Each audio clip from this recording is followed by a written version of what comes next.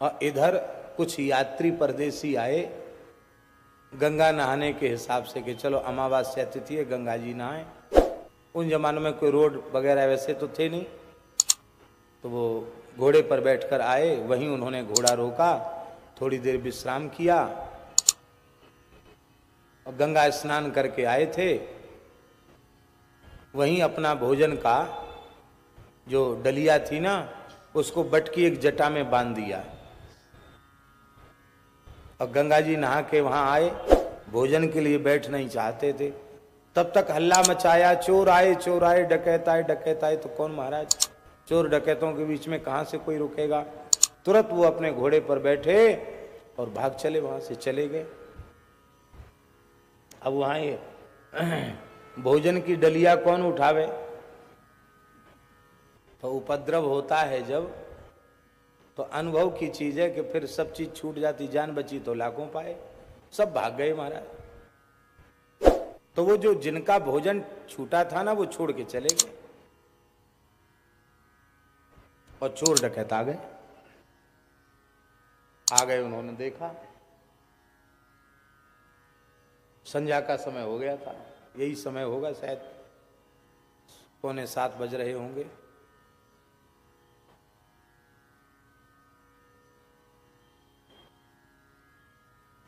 अरे भाई बड़ी जोर की भूख लग रही है, देखो देखो कुछ है। हाँ हाँ हाँ, देखो ये बट की डाल पर कुछ, जटा पर कुछ लटका है, देखो देखो देखो। डलिया खोली तो बढ़िया सुंदर खुरचन पेड़ा और बड़े बढ़िया सुंदिया बूंदी के लड्डू और कचौड़ी, जो कुछ भी पकवान मिष्ठान सब उसमें था। चोर बेचारे बड़े भूखे रहते हैं। बोले अरे तो आज तो गंगा मैया ने खूब सुनी, बढ़िया भोजन मिला, चलो खाओ खाओ खाओ। सरदार बोला खबरदार इसको खाया तो। अरे हम लोगों को कोई भगत चेला जजमान थोड़ी यहाँ बैठा है जो बढ़िया हमको लड्डू कचौड़ी और मालपुआ डलिया में बांध के रखेगा।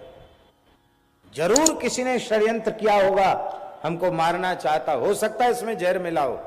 पहले खोज करो कोई यहाँ आसपास बैठा है कि नहीं। हजूर कोई नहीं है। एक बांस में कपड़ा बांधा, उसको जलाया, पलीता जला करके देखा, देखो कहीं पेड़ के ऊपर तो नहीं छिपा है, बड़ा पेड़ है। तो मलुकदास जी छिप करके राम राम राम राम राम, ये उतरो उतर। चोरों को कहा, सरदार ने पकड़ के उसको उतार के लाओ नीचे। उतार के लाए।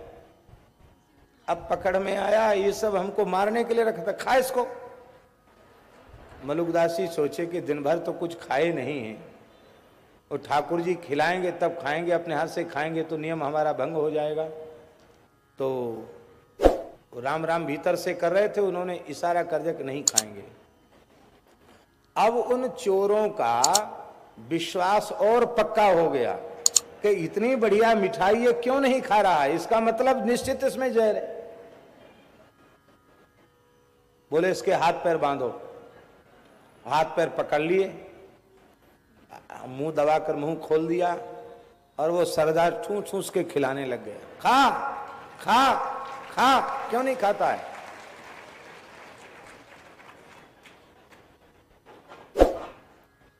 जबरदस्ती खिलाते खिलाते सब खिला दिया। बोले अब मरेगा अपने ढंग से, चले गए वो लोग। तो मलुकदास जी प्रभु की करुणा विचार करके गदगद हो गए। रोज तो दाल रोटी पाते थे, आज दिन भर राम राम किया तो 56 भोग की डलिया मिल गई महाराज। यदि अविश्वास न करते, प्रेम से तर्क वितर्क न करते संत वाणी में, तो ठाकुर जी खुद प्रकट होके भी अपने कर कमल से जिमाते। आज ठाकुर जी ने स्वयं कृपा करके हमको हठपूर्वक खिलाया है, क्योंकि सर्वरूप ठाकुर जी ही तो हैं। डकैत चोरों के भीतर आखिर कौन है। तो यहाँ यात्रियों के माध्यम से पकवान मिष्ठान पहुंचाना और चोरों के माध्यम से मार मार कर खिलाना, ये व्यवस्था और किसी दूसरे की नहीं, ये व्यवस्था तो श्री ठाकुर जी की व्यवस्था है। भगवान की करुणा विचार कर वे रो पड़े और पक्का निश्चय कर लिया कि आज के बाद राम राम को छोड़कर दूसरा कुछ करना ही। श्री सीताराम। हमारे सनातन धर्म से जुड़ी ऐसी दिव्य कथाएं सुनने के लिए हमारे चैनल को सब्सक्राइब जरूर करें। जय श्री सीताराम।